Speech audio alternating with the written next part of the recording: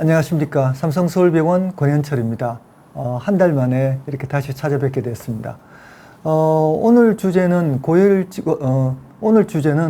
신약인데, 사실 제가 한 달에 한 번씩 이 주제를 하다 보니까, 새로운 주제, 여러분들이 좋아하실 주제가 뭔가 하는 데 대해서 이제 고민을 좀 하게 됩니다. 근데 보니까 이제 조금 있으면은 고지혈증에 대한 완전히 신약이 나오는데, 아직 국내에서는 한 번도 누구도 다루지 않았더라고요. 그래서 오늘 처음으로 여러분께 소개를 좀 할까 합니다. 제목은 화면 띄워주세요. 고지혈증 신약 6개월에 한 번이면 됩니다. 6개월에 한 번이면 됩니다. 신기하죠, 그죠? 보통 우리 약은 하루에 한 번 또는 두 번 매일 먹잖아요, 그죠? 이 약은 6개월에 한 번만 투여하면 됩니다. 피하 주사긴 해요. 주사하지만 6개월에 한 번. 두 번째는 콜레스테롤, LDL 콜레스테롤을 30까지 낮춰줍니다. 이 숫자는 어마어마한 숫자입니다.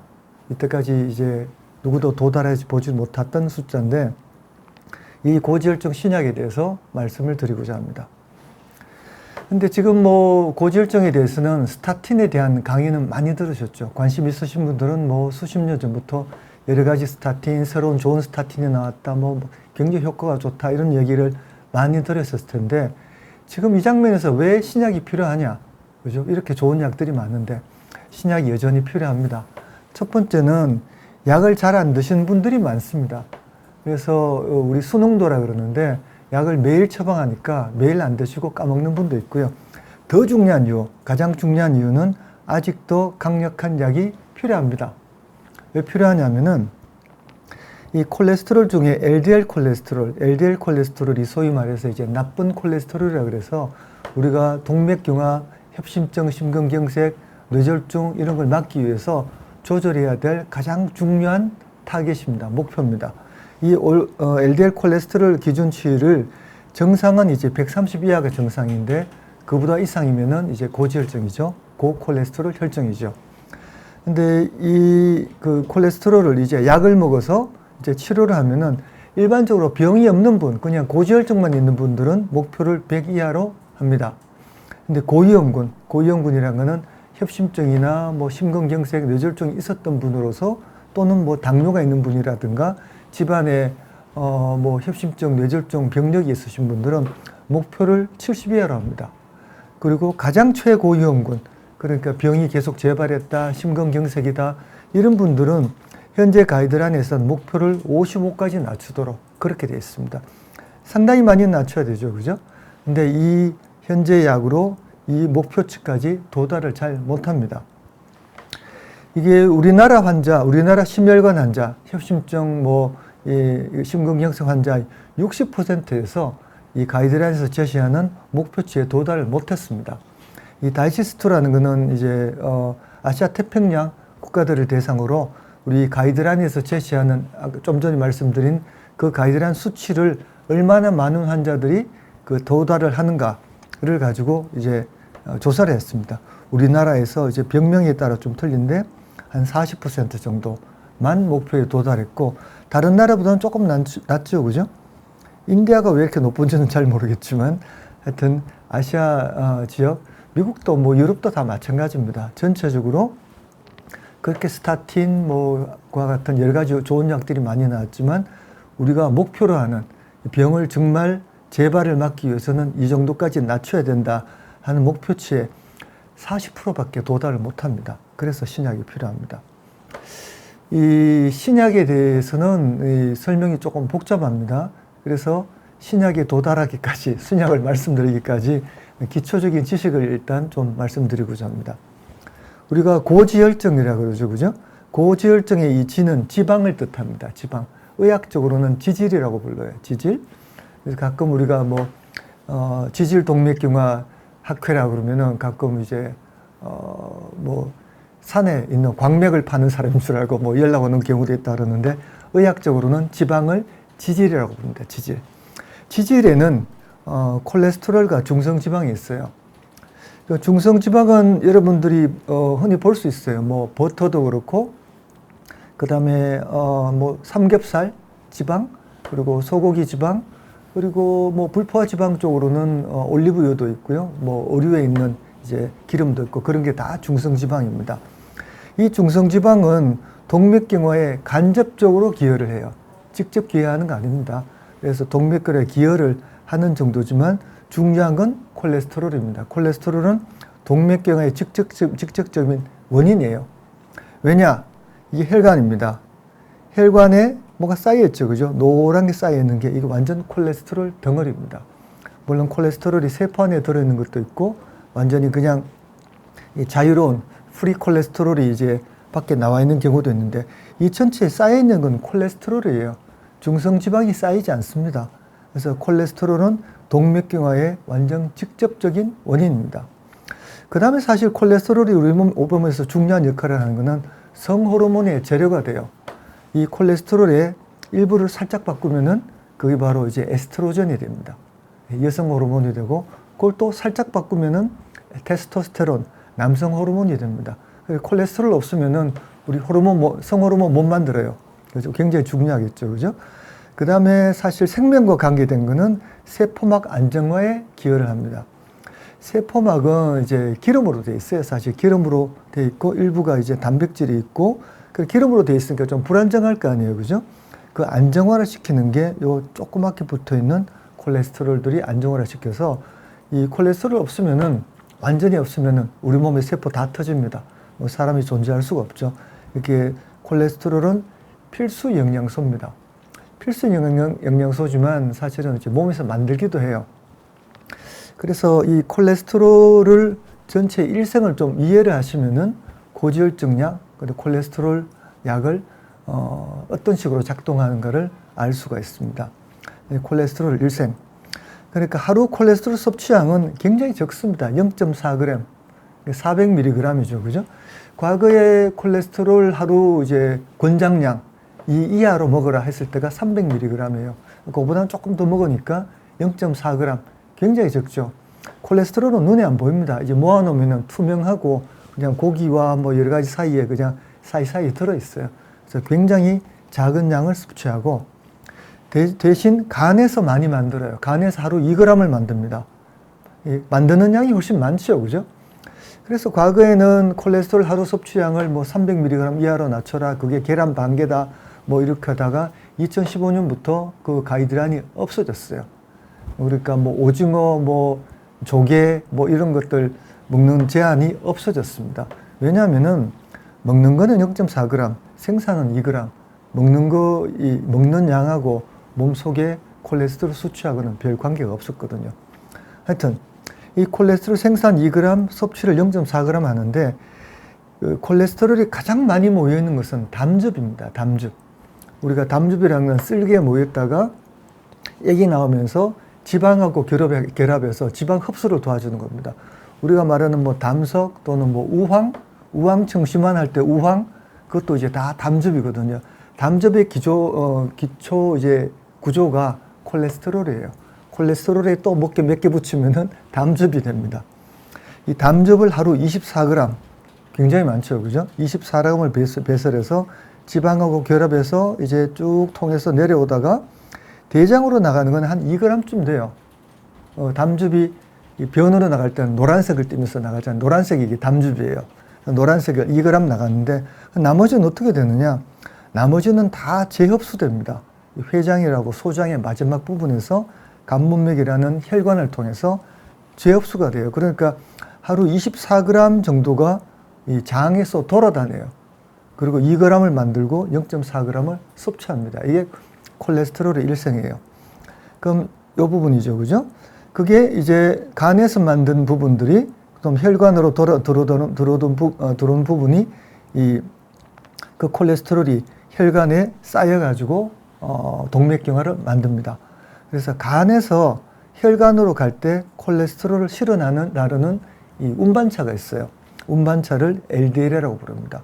LDL은 바깥에 이게 단백질이 있고 가운데 동그란 게 있는 게 콜레스테롤이에요. 단백질이 콜레스테롤을 싸고 있는 그런 형태로 유지가 됩니다. 그래서 저밀도 지단백이라고 부르는 LDL이 이 간에서 이 혈관으로 콜레스테롤을 보내는 운반차 역할을 하고 반대로 HDL이라고 들어보셨죠? 고밀도 지단백. 이거는 좀 LDL보다 좀 작은데 거꾸로 혈관에서 이 간으로 콜레스테롤을 돌려보내는 역할을 해요. 여러 가지 연구 끝에 지금 뭐 사실은 조금 상식이 있으신 분들은 뭐 HDL이 상당히 중요하다더라, 중성지방도 중요하다더라, 최근에 다 뒤집어졌습니다. 그 이야기는 나중에 할게요. 오늘은 이 LDL, 그러니까 이 모든 것 중에서 가장 중요한 게 콜레스테롤이고, 콜레스테롤을 간에서 이 혈관으로 보내는 게 LDL. 이 LDL이 동맥경화, 그러니까 그거의 결과인 뭐 협심증, 뇌졸중, 뭐 심근경색의 가장 중요한 원인입니다. 그거는 이제 연구를 통해서도 잘 밝혀져 있는데요. 여러 가지 연구가 있어요. 연구를 해보면은 각 연구에서 콜레스테롤 수치, LDL 콜레스테롤 수치 높은 데서 떨어질수록 심혈관 합병증, 합병증이라는 거는 뭐 사망이나 심근경색이나 뇌졸중 뭐 이런 걸 뜻합니다. 그 수치가 완전히 비례해서 떨어져요. 다른 뭐 중성지방이나 HDL은 이런 걸 보이지 않습니다. 굉장히 잘 맞게 딱 떨어집니다. 그래서 콜레스테롤이 가장 핵심이고, 중성지방 HDL은 조금 중요하지 않는데 그거는 나중에 다음 기회에 한번 좀 꼭 말씀드릴까요? 그래서 실제로 콜레스테롤 낮추는 약이 뭐냐? 우리 스타틴이라는 약이 있죠, 그죠? 스타틴, 뭐 로바스타틴, 뭐 로슈바스타틴, 뭐 그런 것들이 상품명은 이제 크레스토, 리피토 뭐 이렇게 나가는 약들입니다. 이 약은 콜레스테롤 생산을 막아요. 그죠? 생산이 하루 2g 되니까 그걸 막으면은 콜레스테롤 수치가 떨어지겠죠. 그죠? 두 번째는 이제 보다 좀 최근에 나온 약인데 에스티미브라 그래서 이 약은 흡수를 막아요. 흡수를 막는 게 효과가 있는데 스타틴보다는 효과가 좀 떨어집니다. 효과가 좀 떨어지고, 과거에 있었던 약이 이제 콜리스테라민이라는 약인데 이거는 파이버 같은 거예요. 레진이라고 그래서 좀 이 담즙을 흡착을 해가지고 변으로 내보내는 역할을 해요. 우리가 뭐 파이버 같은 거 많이 먹으면 콜레스테롤 떨어진다 그러죠. 그죠? 그게 바로 이제 콜레스테라민과 같이 담즙을 흡착해가지고 변으로 내보내기 때문에 그런 현상이 생기는데, 요건 효과가 좀 적고, 그 다음에 양이 많이 먹어야 됩니다. 그래서 뭐 주스나 물에 섞어서 먹는데 이거 먹으면 속 더부룩하고 안 좋아서 지금은 안 씁니다. 그래서 주로 치료는 스타틴, 안 되면은 에스티미브를 같이 쓰거나 또 복합적으로 그렇게 쓰는데, 가장 효과 있는 치료가 뭐겠어요? 요 원인이 요겁니다. LDL. 그죠? LDL을 치료하는 것이 가장 효과적인데 이게 최근 10년간에 나온 신약입니다. 그래서 PCSK9 억제제라는 걸 씁니다. PCSK9 요거 살짝 좀 생소하죠, 그죠? 좀 이제 좀 어려운 이제 생화학적으로 들어가는데, 이 약을 이 신약을 이해하시려면은 이 콜레스테롤의 일생이 아니라 LDL의 일생을 좀 보셔야 됩니다. LDL은 간에서 뭐 이렇게 뭐 VLDL 같은 여러 가지 지단비로 나왔다가 중간에 LDL로 변해요. LDL로 변해서 혈관으로 가서 콜레스테롤을 쌓는 역할을 해요. 그럼 이게 너무 많으면 곤란하잖아요, 그죠? 우리 몸에는 항상 이 콜레스테롤이나 모든 이 물질을 양을 조절하는 메커니즘이 있어요. 그게 LDL 수용체가 있어서 LDL을 파괴합니다. 간세포에 있어요, 간세포에. 그러니까 LDL이 들어오면은 이렇게 생긴 항체처럼 생긴 게 LDL 수용체인데, 얘가 LDL하고 이 수용체하고 딱 결합을 해요. 그죠? 딱 결합을 해서, 결합하면은 세포 내로 들어갑니다. 세포 내로 들어와서 일단 수용체하고 LDL을 분리해요. 왜냐하면은 LDL은 파괴하고 수용체는 재사용합니다. 재사용해서 올라가면은 다시 이 LDL과 이 수용체가 다시 결합을 해가지고 다시 한 바퀴를 도는 거죠. 그럼 LDL 수용체는 계속 재사용되고 LDL은 들어와서 계속 파괴되고, 그죠? 아주 효율적인 메커니즘이죠. 이렇게 함으로써 LDL을 감소하는 그런 메커니즘을 우리 몸이 갖고 있어요. 여기에 이제 PCSK9이라고 나옵니다. PCSK9은 우리 몸에 있는 효소입니다. 효소라는 거는 이제 뭐 특정 이제 작용을 파괴하는 작용을 하는데, 이 수용체를 파괴시킵니다. 뭐 직접 파괴하는 건 아니고요. 이 PCSK9이라는 효소가 이 수용체와 결합을 하면은, 이 콜레스테롤하고 결합해서 세포 내로 들어오면은 이 두 개가 분리가 안 돼요. 분리해서 LDL은 파괴하고 이 수용체는 재생을 해야 되는데 같이 그냥 파괴되고 말아요. 그럼 수용체가 분리 안 되고 파괴되면은 LDL 수용체가 감소하겠죠? 그럼 콜레스테롤을 조절을 못 해요. 파괴를 없애지를 못하니까 LDL이 증가합니다. 한 단계 더 나가야 됩니다. 여기서 이제 치료약이 나왔습니다. PCSK9 항체량을 만들었어요. 항체는 우리 뭐 백신 만들 때 그 항체와 같은 거예요. 항체를 만들어서 이 PCSK9하고 결합을 하면은 이게 수용체와 결합을 해도 분리가 가능해집니다. 그러면 LDL이 파괴되고 그 다음에 수용체는 재생이 돼서 다시 LDL을 제거할 수 있게 되고 LDL이 감소하고 상당히 복잡하죠. 하나로 좀 정리해 드리겠습니다. 이 PCSK9이라는 억제제라는 이 PCSK9 항체는 LDL을 제거하는 LDL 수용체, 이 수용체를 제거하는 PCSK9, 이거를 억제하는 항체입니다. 이게 뭐 언뜻 들으면 뭐 그게 아니지 않지 못한다는 게 무슨 말인지 굉장히 헷갈리죠, 그죠? 예, 그림으로 한번 확인해 보죠. LDL, 얘가 나쁜 놈이에요. 얘가 동맥경화를 일으킵니다. LDL 수용체가 LDL을 제거합니다. 이 수용체를 제거하는데 PCSK9이라는 효소가 방해를 해요. 이 단백질이 방해를 해요. 이 단백질을 이 약으로 만든 PCSK9 항체를 주입하면은 이 과정이 억제돼서 최종적으로는 이 약을 주면은 LDL이 감소합니다. 뭐 요 4단계가 있는데 사실 여러 단계를 거칠수록 우리 몸에서는 그 효과가 증폭되게 돼 있어요. 그래서 이런 약들이 더 효과가 있습니다. 그래서 이 약은, 이 항체는 상품명으로는 이제 레파타, 그 프랄루언트, 이 직접 보신 분은 별로 없으실 거예요. 이게 굉장히 이제 고위험군에 사용되고 뉴스 찾아보면 꽤 많이 나옵니다. 이 두 가지 약이 있는데 이 연구를 했어요. 이 콜레스테롤 스타틴 최대로 약을 주면은 한 92까지 떨어집니다. 55 이하로 떨어져야 되는데 한 평균 한 92까지 떨어져요. 그 상태에서 이 주사를 딱 놓으면은 2주에 한 번씩 딱 놓으면은 LDL이 30까지 떨어집니다. 무려 30까지 푹 떨어진 다음에 유지가 돼요. 어마어마한 거죠. PCSK9이라는 항체가 이렇게 효과가 있는 거죠. 그래서 우리 목표가 고위험군은 70, 최고위험군은 55 이하로 낮추면 좋고, 사실 낮으면 낮을수록 더 좋아요. 낮을수록 좋습니다. 근데 그렇게 못하는 이유가 뭐냐면은, 이 콜레스테롤 LDL 수치가 이제 180이라고 칩시다. 130 이하가 정상이고 130보다 올라가면은 고지혈증, 특히 160보다 더 높아지면은 약을 먹어야 됩니다. 그래서 180인 사람이 있다고 칩시다. 그 약을 저강도 스타틴이라는 이제 고지혈증 약을 쓰면은 한 30% 정도 감소돼요. 130이 됩니다. 아직 모자라죠, 그죠? 그래서 고강도 스타틴, 크레스터, 리피터 이런 약을 씁니다.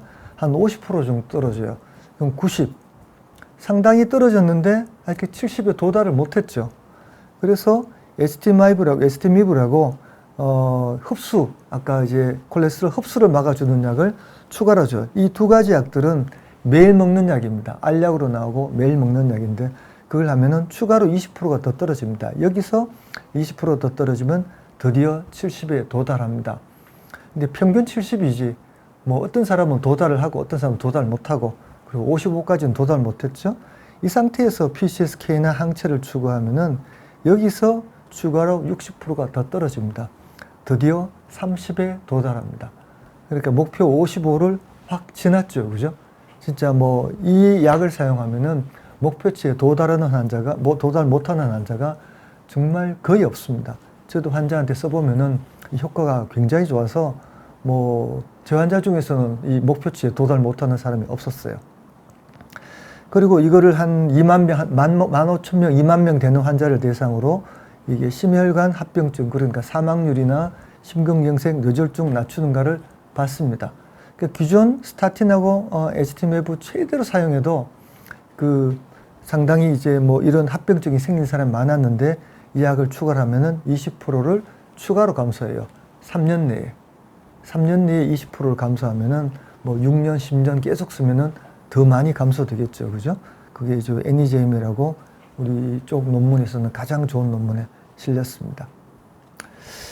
근데 이 오늘 강의를 준비하다 보니까 이제 유튜브도 좀 봐야죠. 다른 사람이 이 약을 뭐 다뤘나.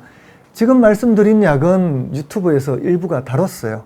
제가 최근의 신약이라는 건 이 약은 아닙니다. 그 다음 단계인데 하여튼 이 레파타나 이제 프랄론트 이런 약을 다루는 영상을 이제 좀 찾아보다 보니까 이런 영상이 있더라고요.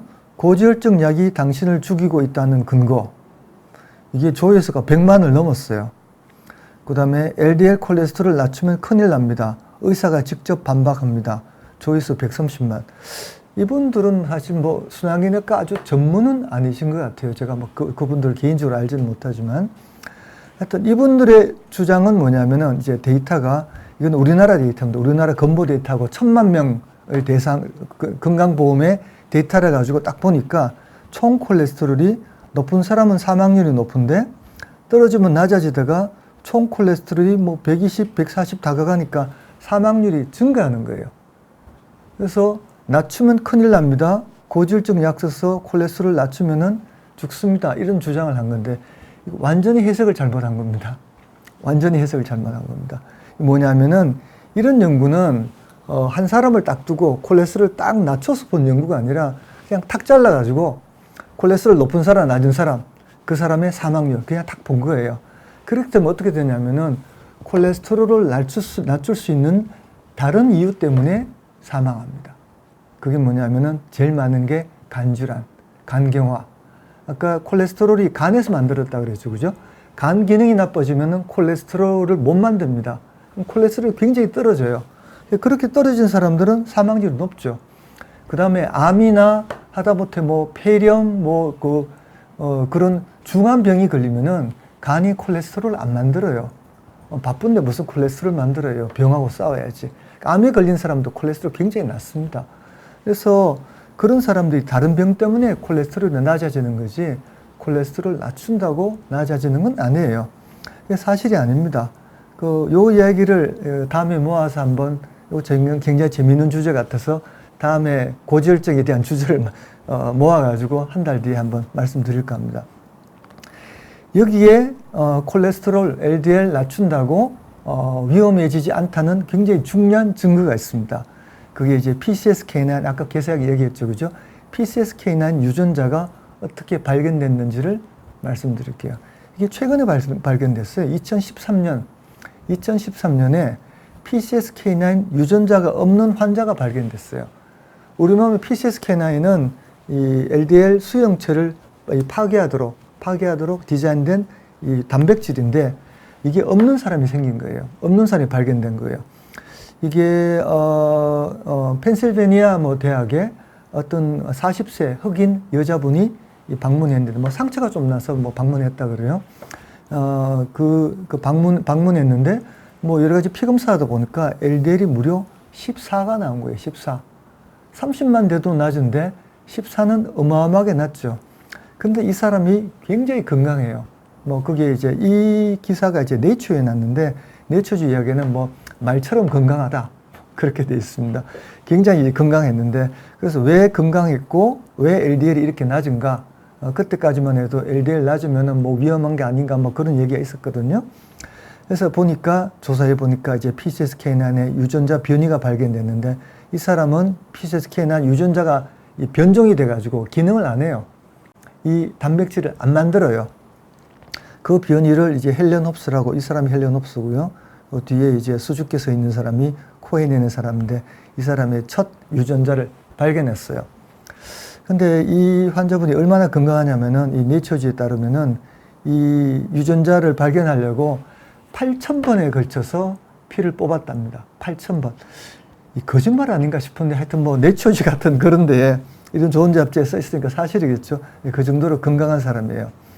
그래서 콜레스테롤이 병 때문에 낮아진 게 아니고 원래 유전자 때문에 또는 다른 이유로 낮아지면은 매우 건강합니다. 콜레스테롤 떨어진다고 병이 생기지 않습니다. 이게 굉장히 중요한 점이죠. 그죠?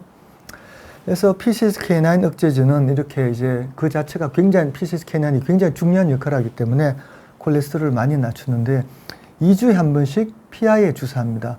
이렇게 생긴 주사기예요. 이 바늘이 없는 주사기예요. 그렇게 해서 이렇게 이 캡을 까고 이 배에다가 딱 넣고 쫙 놓으면 한 5초에 걸쳐가지고 쭉 주입이 됩니다. 주입하면 좀 따갑겠죠, 그죠? 예, 이제 환자들 얘기 들어보니까 그쪽이 약간 빨갛게 변해요. 뭐 당연히 약 들어가는데 빨갛겠죠, 그죠? 그런 거 외에는 부작용이 없습니다. 우리 스타틴 부작용 그러면 유튜브 찾아보시면 굉장히 많아요. 뭐 그것도 뭐 다 사실은 아니지만 하여튼 여러 가지 부작용들이 많이 보고가 되고 있는데 이 약은 그보다는 훨씬 부작용이 없습니다. 그런데 비싸요. 비싸서 여러분들이 잘 못 보고 있습니다. 2015년에 처음 발매가 됐는데 미국 돈으로 1년에 14,520달러. 우리나라 돈으로 한 2천만 원 되지 않나요, 이게? 그러다가 하도 욕을 먹어가지고 2018년 10월에 약가 인하했는데 5,850달러. 여전히 뭐 1년에 한 800만 원? 협력만 원 더 할지 모르겠어요. 굉장히 비싸죠. 국내에 들어올 때는 굉장히 싸게 들어왔어요. 처음에 한 360만 원 정도 들어다가 이제 315만 원, 지금 315만 원인데 왜냐하면 우리 건강보험에서 굉장히 약가 후려치기를 굉장히 잘하거든요. 315만 원에 들었고 건강보험이 되면 30% 내니까 본인 부담이 1년에 94만 원. 그래도 다른 스타틴 가격에 비해서는 요 보험전 가격 비해서는 한 10배 정도 비쌉니다. 그러니까 상당히 좀 부담이 되죠, 그죠? 그래서 부담은 환자분도 부담이 되지만 건강보험에서도 부담이 됩니다. 그리고 건강보험에서 이 약을 쓸 수 있는 환자를 굉장히 제한해 놨어요. 이게 그래도 한 10년, 20년 지나면은 쫙 풀리지 않을까 그렇게 기대를 합니다. 그 단점이 뭐냐? 비싸다. 그 2주에 한 번 자기가 주사 놔야 되는데 좀 부담스럽죠, 그죠? 근데 제 환자분들은 열심히 잘 놓으시더라고요. 그래도 2주에 한 번 놓다가 제가 조금 있으면은 이 약과 비슷한 약이 나오는데 6개월에 한 번 놓습니다. 얘기하니까 오, 정말 기다린다는 거예요. 6개월에 한 번 주사. 이 약이 바로 상품명 렉비오, 성분명 인클리세라는 약입니다. 이 주사가 자기가 주사 놓게 되어 있는 게 아니라 진짜 주사죠, 그죠? 여기 딱 채워져 가지고 나오는데 바늘이 있습니다. 그래서 이거는 뭐 자기가 놓는 게 아니라 자기가 놓는 거 부담스럽잖아요, 좀, 그죠? 신경 쓰이고. 그런데 이거는 병원에 오셔가지고 이 진료 받고 가면서 피하 주사 한 방 딱 맞고 집에 가시면 돼요, 그죠? 뭐 그러면은 병원에서도 이 사람은 약을 분명히 투여했다고 정말 잘 알고 있었고 효과도 굉장히 좋으니까 뭐 재발이 굉장히 적겠죠, 그죠? 그런 약입니다. 그게 인클리시란이라는 성분명인데 이 약은 RNA 약이에요. RNA. 무료 RNA 약입니다. 아까는 항체라 그랬죠, 그죠? 이 약이 이번에 새로 나왔는데 RNA 약입니다. mRNA의 얘를 파괴를 도우는 RNA예요. 그리고 구성이 RNA로 되어 있고 끝에 갈락이라고 그래서 이거는 이제 어떤 이 RNA가 세포 내로 들어가려면은 무슨 이렇게 들어갈 때 도움을 주는 수용체에 딱 접합해가 들어가야 되거든요. 그걸 도우는 이제 갈락이라는 물질을 이제 붙여놨는데 기본은 RNA입니다. 이 RNA가 가서 PCSK9의 mRNA를 딱 디텍트한 다음에 거기서 파괴를 시켜요. 그래서 잠깐 옛날 생물 시간을 한번 봅시다. 우리 몸의 유전자 코드, 우리 DNA가 있죠. 사람의 DNA가 우리 자신을 다 만드는 거예요. DNA가 있고 DNA가 단백질을 만들어서 우리 몸을 만드는데 그 중간 과정이 mRNA라는 걸 만든 다음에 이거 전사를 해서 mRNA에서 단백질을 쫙 만드는 구조가 되어 있습니다. 그래서 mRNA 이 단백질이 만들어지면은 그게 목표에 가서 딱 작용을 하는 건데 지금은 이제 여기 이 약처럼 여기에 작용하는 것이 아니고 이 mRNA를 방해하는 이 RNA를 만드는 약이 바로 인클리세란입니다. 이 싸이가 붙은 거는 뭐 small interference라 그러는데 뭐 작고 좀 방해하는 그런 RNA, 그 RNA 약입니다. RNA 약이라고 좀 겁날지 모르겠지만 RNA 약은 우리가 이미 경험했어요. 코로나 때 바이러스가 화이자, 모더나에서 그 백신을 만들었는데 그게 RNA 백신이에요. 그 백신을 만드는 기본은 이제 바이러스의 바깥에 스파이크가 있어서 이 스파이크가 이제 세포 내로 들어가는 작용을 하는데 스파이크 단백질을 주입을 해서 거기에 대한 몸에서 항체 반응을 일으킬 수도 있지만 그러면 금방 없어지거든요. 그래서 mRNA를 주입을 하면은 그게 세포 내로 들어가서 우리 세포를 이용해서 거기서 스파이크 단백질을 막 만드는 거예요. 공장을 준 거죠. 그죠? 단백질을 준 게 아니라 단백질을 만드는 공장을 준 거죠. 그럼 훨씬 더 효과가 높습니다.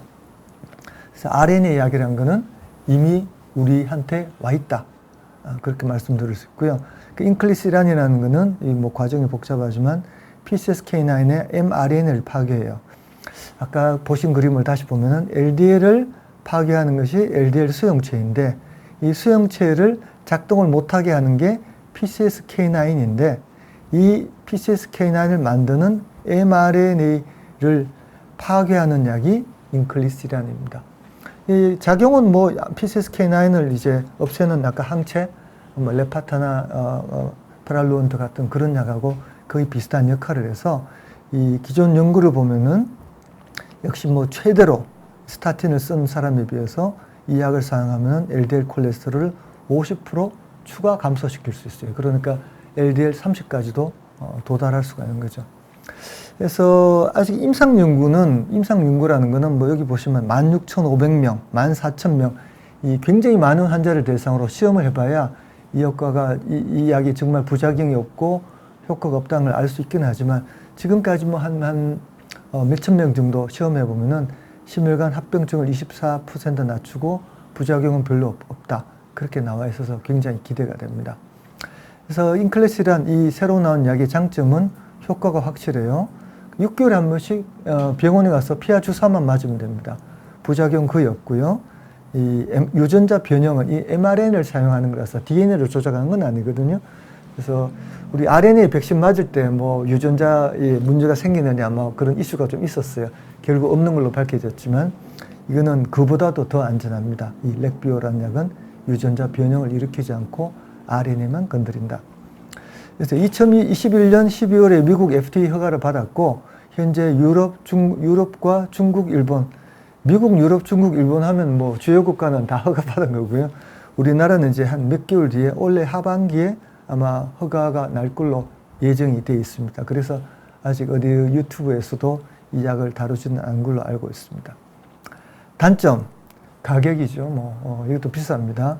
1년에 6,500달러 들어옵니다. 우리나라 들어오면 훨씬 싸지겠지만, 아까 보신 이제 PCSK9 항체가 1년에 한 5,850달러니까 그거보다는 약간 비싼데, 인클리시란 나오면은 기존 항체도 가격이 좀 낮아지지 않을까 싶어요. 그리고 이 비슷한 약이 쭉쭉쭉 나오면은 그 다음 약이 계속 떨어지고 모든 약들은 일정 기간 지나면은 약가를 낮추게 되어 있습니다. 그래서 지금은 비싸서 제한된 환자에만 사용될 예정이지만 나중에 뭐 10년, 20년 적어도 우리 아래 세대 같은 거는 세대에서는 뭐 이런 약들을 그냥 아주 자유롭게 사용하는 그런 시대가 오지 않을까 생각이 됩니다. 그러니까 이 미래의 약을 오늘 설명을 드리는 겁니다. 그 인클리시란 도입되면은 효과 좋고 6개월에 한번 투약하고 약가는 계속 내려갑니다. 우리나라에서 굉장히 잘하는 거죠. 그리고 이 RNA 치료약이 기존에서는 뭐 약이 이제 그 화학 물질로 약을 만들고 좀 더 나가서는 항체 같은 항암제에 그런 게 많죠. 항체를 만들었는데 이제 RNA, DNA 그런 쪽으로 치료약이 계속 변해갑니다. 그래서 지금 고지혈증 약 아직 뭐 인클리시란처럼 이제 허가를 받지는 않았지만 실험 중인 약이 있어요. 이 타겟은 역시 PCSK9인데 DNA를 편집합니다. DNA, RNA가 아니고 DNA, 유전자를 편집합니다. 이 원숭이 실험에서 해보니까 LDL을 60% 낮췄다 그러는데 이 RNA를 편집하면 되고 6개월에 한 번 맞으면 되지 뭘 또 DNA를 건드려. DNA 건드리면은 잘못 유전자가 변형돼가지고 이상한 사람 나올 수 있고 뭐 암도 생길 수 있고 걱정되잖아요. 굉장히 좋은 장점이 있습니다. 평생에 한 번입니다. DNA니까. 유전자를 바꿔버리면은 한 번 주사 맞으면은 평생 콜레스테롤 굉장히 낮게 유지돼요. 그러니까 내가 뭐 협심증이다, 심근경색 있다. 이 주사 한 방 딱 맞으면은 DNA 유전자가 PCSK9의 유전자가 딱 없어져요. 기능을 딱 잃게 되고 약안 먹어도 콜레스테롤 쫙 낮게 유지가 되고 그 다음에 뭐 자기 집안에 이 협심증, 중풍 이런 환자가 많고 나도 콜레스테롤 좀 높고 우리 아버지가 중풍이신데 나 그렇게 되기 싫다. 그럼 이런 주사 하나 딱 맞으면 그냥 끝나는 거죠. 그래서 평생 한 번 치료할 수 있다. 이런 약들이 사실 우리 곁에 이미 와 있습니다. 가끔 뉴스에만 나와요. 신문에만 나오는데 DNA 치료제, 유전자 치료제라고 해요. AAV라는 게 바이러스 이름이에요. 바이러스의 DNA를 실어가지고 그거를 세포로 주면은 유전자가 우리 몸에 들어오는 거죠. 뭐 혈우병이라든가 gem상적혈구 빈혈, 축수근위 위축증, 말만 들어도 심하고 드문 병이에요. 굉장히 드물어요. 이거는 유전자가 없는 병입니다. 특정 유전자가 없어가지고 평생 뭐 어떻게 해도 안 되는, 치료약도 없고 조절도 안 되는 그런 약이에요. 다른 약이 잘 없어요. 혈우병도 약이 있지만 나중 가면 다 이제 효과가 없어지죠. 그런 약들에 평생 한 번, 주사 한 번 딱 맞으면은 이 병이 완치가 됩니다. 그게 DNA 치료제예요. 그런데 굉장히 비쌉니다. 지금 가격은 상상을 초월합니다. 이 약 중에 하나는 뭐 보통 한 10억 넘고요. 이 중에 45억짜리가 있습니다. 이게 왜 비싸냐면은 이 개발비가 엄청 많이 들었잖아요. 그죠? 개발은 뭐 1조, 2조를 들여서 이제 개발을 해놨는데 한 번 맞으면 끝이잖아요. 계속 팔리지가 않아요. 그리고 이런 환자분들이 굉장히 소수예요. 1조 들여서 만들었는데 1조 더 들지도 몰라요. 만들었는데 전 세계 환자가 한 100명 있다. 100명 치료하면 100개 팔고 끝이에요. 그러면 굉장히 비싸겠죠. 그죠? 근데 고지혈증 같은 거는 환자가 굉장히 많거든요. 유전자 치료에도 상당히 많이 사용될 수 있고, 그러니까 가격이 뭐 이렇게 뭐 10억, 뭐 20억 이렇게 뭐 정말 의학스럽게 나오진 않지 않을까 그렇게 생각이 하겠는데 이제 기대가 됩니다. 그래서 다시 정리해서 말씀드리면은 현재는 타겟이 있으면은 약물을 만들어요. 그리고 우리 몸의 치료제와 비슷한 이 케미칼을 만들어서 약으로 만듭니다. 스타틴 같은 게 그런 거죠. 그러니까 이물질이 들어오니까 우리 몸이 그걸 계속 제거를 해요. 계속 분해해버립니다. 간에서 주로 분해해버리기 때문에 하루에 한 번 이상 먹어야 됩니다. 단백질을 그러니까 항체를 주사하면은, 그러니까 레파타나 프랄론트 같은 이 PCSK9 항체를 주사하면은 2주에 한 번만 주사 맞으면 돼요. 그 다음에 RNA를 공격하는 약을 쓰면은 6개월에 한 번 맞으면 됩니다. DNA를 건드리면은 DNA를 편집해서 PCSK9 기능을 없애버리면은 평생 한 번으로 치료가 끝납니다.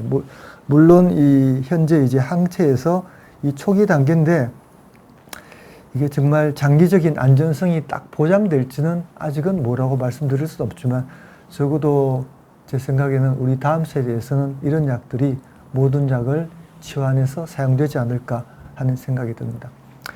좀 오늘 복잡한 얘기를 드렸는데요. 요약을 하자면은 LDL 콜레스테롤은 동맥경화의 주범이며 낮을수록 심혈관 합병증이 감소된다. 낮으면 위험하다는 것은 이제 사실이 아닙니다. LDL 콜레스테롤 낮추는 약은 현재 스타틴과 에스티미브가 주로 사용돼요. 아주 쉽게 사용이 되고 있고요. 신약으로서는 PCSK9 억제제가 유명한데 항체가 사용 중이고, 그 다음에 RNA 억제제가 우리나라에서도 곧 몇 개월 후면은 허가가 될 예정입니다. 물론 소수의 고위험 환자에 사용될 거지만 어느 시간이 지나면은 약값도 싸지고 많은 사람들이 쓰지 않을까. 그래서 미래에는 유전자, DNA 치료가 만든다? 별일이 없으면 그럴 것 같긴 한데 두고 봐야 되겠습니다. 예, 어려운 얘기 들으시느라고 고생 많이 하셨습니다. 감사합니다. 예. 질문을 드려보죠. 예.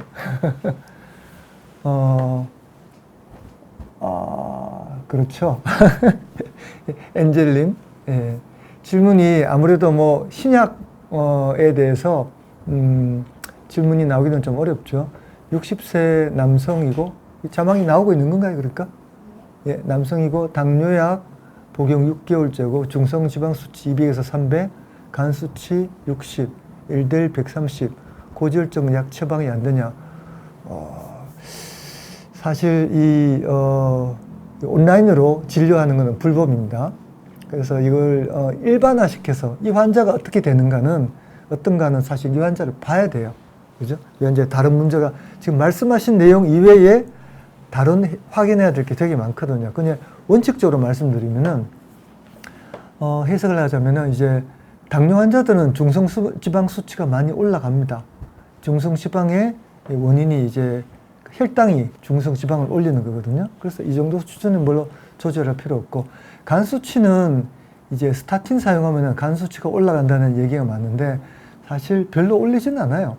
그래서 우리가 간 수치가 정상치가 40까지인데 100까지는 신경 안 씁니다. 그러니까 100 이하일 때는 뭐 스타틴 같은 거 다 처방합니다. 그래서 200 이상 되면 이제 치료가 필요한데 60 정도면 별로 신경 안 쓰고요. LDL이 130 되면은 당뇨 환자의 LDL 콜레스테롤 목표치는 70 이하입니다. 협심증이 없어도 70 이하고, 협심증이나 뭐 중풍 뭐 그런 경력이 있으면 55까지 낮춰야 되기 때문에 고지혈증 약을 반드시 써야 됩니다. 이분은 약을 써야 됩니다. 다음 엔젤님, LDL과 중성지방은 완전히 다른가요? 다르다고 말씀드렸죠. 중성지방과 콜레스테롤이 완전히 다르죠. 중성지방은 우리가 눈에 보이는 지방 덩어리, 그 삼겹살에 붙은 지방, 그게 중성지방이고요. 거기에는 이제 포화지방도 있고 불포화지방도 막 섞여 있습니다. 콜레스테롤은 눈에 안 보여요. 눈에 안 보이고 투명하고 다른 뭐 고기나 그런 데 다 섞여 있습니다. 콜레스테롤을 이 간에서 혈관으로 보내는 이 차, 그러니까 뭐 운반차가 LDL입니다. 그러니까 완전히 다르죠, 그죠? 그 다음에 가을이다님, LDL 수치가 경계 수준인데 약을 먹어야 하나요? 의외로 굉장히 좋은 질문입니다. 우리가 콜레스테롤 고지혈증 치료를 할 때 고지혈증만 가지고 치료하진 않아요. 목표를 정하진 않아요. 실제로는 좀 복잡한데 이분의 나이와 성별, 당뇨, 뭐 담배, 가족력 이런 걸 다 고려해 가지고 계산식이 있어요.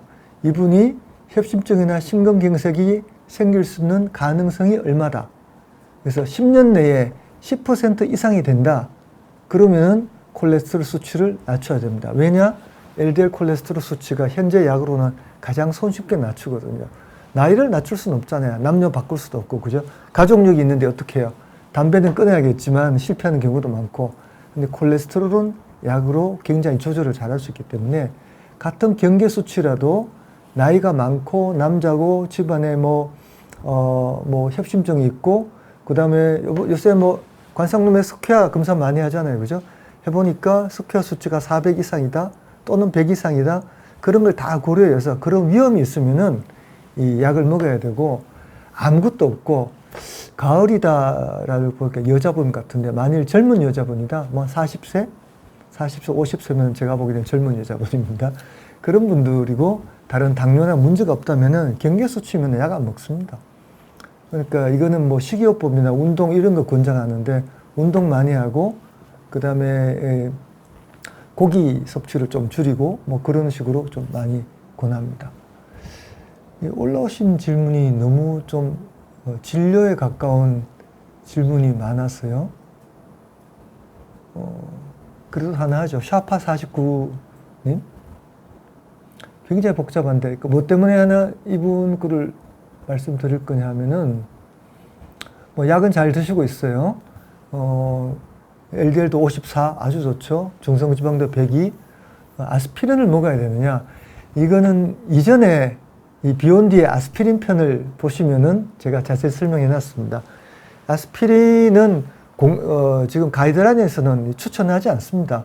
그러니까 협심증이 있거나 스텐트를 넣거나 중풍이 생겼으면 넣는데, 그냥 플라크만 20% 미만이 있으면은 아스피린 안 드셔도 돼요.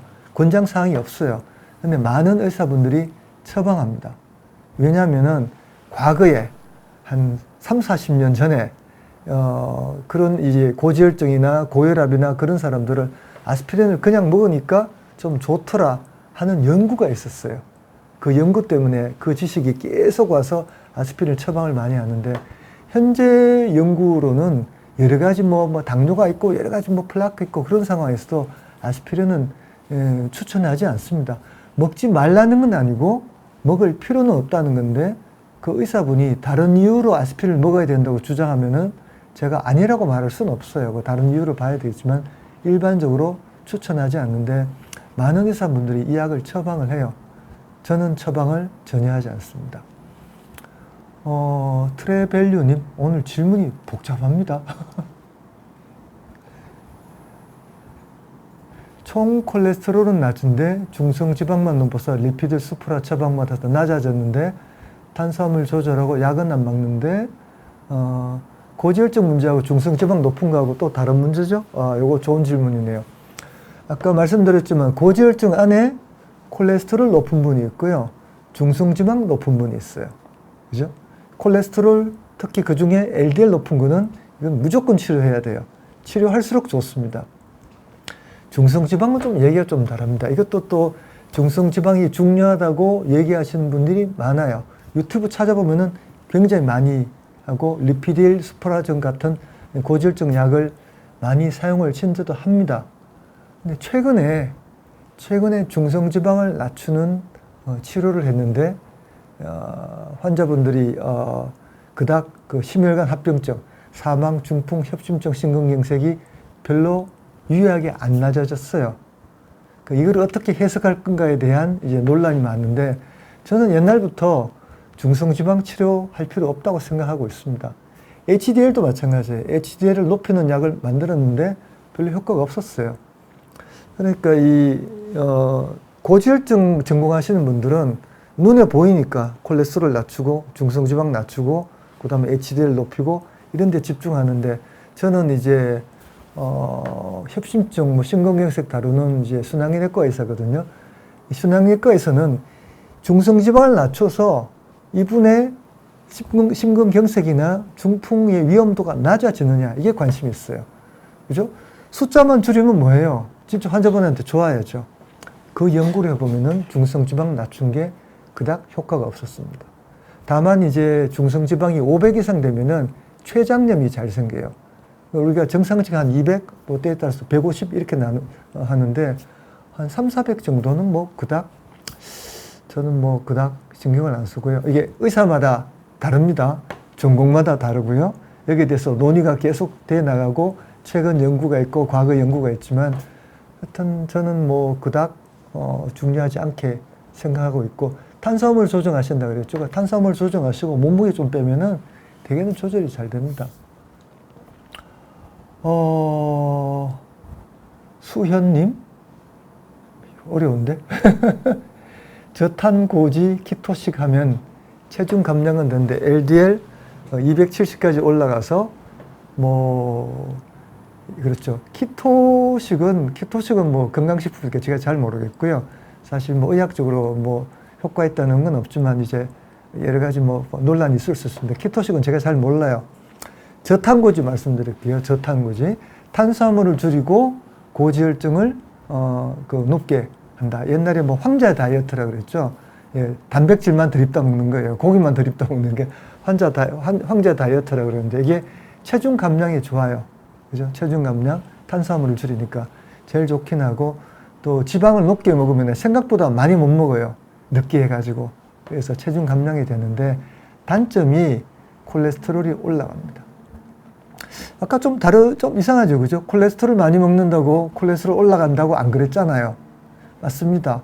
근데 중성지방을 많이 먹으면은 콜레스테롤이 올라갑니다. 이거 좀 복잡한 얘기인데 요거 몰아가지고 다음 시간에 하려고 그래요. 고기를 많이 먹는, 중성지방을 많이 먹으면, 고기를 많이 먹으면은 콜레스테롤이 올라가요. 실제로 황제 다이어트를 창시했던 분이 이런 동맥경화라고 죽었다는 그런 소문이 있습니다. 그래서 저탄고지보다 체중 감량은 그냥 무조건 적게 드시면 돼요. 사실 적게 먹고 운동 많이 하면 체중 감량 되니까 콜레스테롤 LDL 270이면 어마어마한 거거든요. 이거는 약을 써도 일반적으로 쓰는 스타틴, HTMF 써도 목표까지 안 떨어지는 경우가 많으니까 저탄고지 끊으시고요. 저거 끊어도 LDL이 높을 거예요. 저 정도면은. 그래서 약도 드시면서 고지혈증 치료하시는 게 좋겠습니다. 그 다음에 샤파49님 아까 했던 분 아닌가? 스타틴이 죽상 경화반을 안정화시키는 효능도 있고 하는데 아스피린 계속 먹어야 할까요? 그 스타틴하고 아스피린하고 별개의 약이잖아요. 그 스타틴은 계속 먹어야 되고 아스피린은 안 먹어도 돼요. 스타틴을 몇 개월 먹으면 죽상 경화반이 안정화될까요? 사람마다 다르죠. 사람마다 다른데 실제로 스타틴 안정화에 대한 연구도 있어요. 스타틴을 고농도로 쓰면 이제 경동맥, 관상동맥 안에 동맥경화 양을 갖다가 뭐 여러 가지 특수한 방법으로 측정한 다음에 보통 한 6개월, 1년을 하면은 안정화도 되고 그 다음에 그 양도 조금 줄어요. 굉장히 적게 줄긴 하지만 줄기도 줍니다. 그래서 안정화는 6개월 정도만 해도 안정화가 시작이 되고요. 뭐 오래 할수록 안정화가 더 많이 되겠죠. 그래서 나중 가서 정말 콜레스테롤을 한 30, LDL을 한 30까지 낮추면은 이런 효과가 더 저명하게 보이지 않을까 생각이 됩니다. 자, 그다음 정님, 성함이 좋네요. 고지혈증 약을 10년째 먹고 있는데 근육통이 심합니다. 근육통 없앤 약은 없나요? 이건 비욘디에 제가 이제 스타틴 합병증에 대해서 이야기한 게 있어요. 근육통에 대해서 이야기한 게 있습니다. 약 때문에 근육통 심하면은 약 끊어야죠. 심한데 어떻게 먹어요, 그죠? 근데 여기에 상당히 중요한 포인트가 있는데 이 고지혈증 약 때문에 근육통이 있다고 하는 사람을 대상으로 한 연구를 해보면은 90%가 고지혈증 약 때문에 생긴 근육통이 아니에요. 그 내용을 비욘디의 고지혈증, 스타틴, 뭐 부작용 그 편에 제가 마련해놨습니다. 그래서 쉽게 확인하는 거는 간단하게 있어요. 한 일주일 정도 끊어보면 돼요. 고지혈증 약 일주일 끊는다고 아무리 안 생깁니다. 일주일 끊어보고 통증이 없어지나 그러고 난 다음에 꼭 다시 먹어봐야 돼요. 근육통이 다시 생기면은 그런 경우는 아까 그 PCSK9 그 항체 있죠. 주사약 그게 보험이 됩니다. 그러니까 그 약으로 바꿔야 되고요. 근육통을 없애는 약은 우리가 그 뭐죠? 이름이 갑자기 생각 안 나는데 무슨 Q라고 하여튼 무슨 이 건강식품 같은 약이 있는데 그 약의 효과는 별로 없는 걸로 알려져 있는데 많이 그걸 쓰긴 해요. 하여튼 근육통 없애는 약은 진정한 의미에서는 없습니다. 그러니까 약을 끊어보고 근육통 다시 쓰고 관계를 본 다음에 근육통이 심하면은 레파타나 뭐 프랄론트 같은 그런 약으로 바꾸시면 됩니다. 예, 고지혈증은 질문이 굉장히 많네요. 그죠? 굉장히 많으셔서 다음에 한 번 더 하죠. 뭐. 예. 감사합니다. 예, 안녕히 계십시오.